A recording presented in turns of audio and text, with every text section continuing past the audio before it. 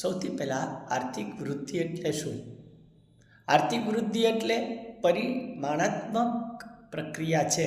આર્થિક વૃદ્ધિ પરિમાણાત્મક છે, જ્યારે આર્થિક વિકાસ છે એ ગુણાત્મક છે, એ ગુણદર્શી છે, ગુણાત્મક છે.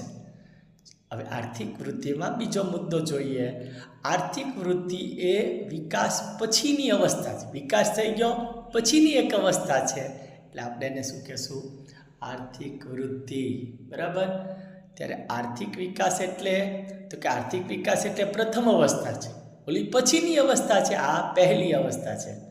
બરાબર, એ પણ આપણે જાણી શક્યા. ત્યાર પછી ત્રીજો પોઈન્ટ છે આર્થિક વૃદ્ધિમાં, ખેડાણ લાયક જમીનમાં વધારો થવાથી ખેતી લાયક ઉત્પાદનમાં વધારો થાય, એટલે આર્થિક વૃદ્ધિ કહેવાય. આર્થિક વૃદ્ધિ એટલે ખેડાણ લાયક જમીન વધી ગઈ એટલે સ્વાભાવિક છે ખેતી લાયક જમીન વધે તો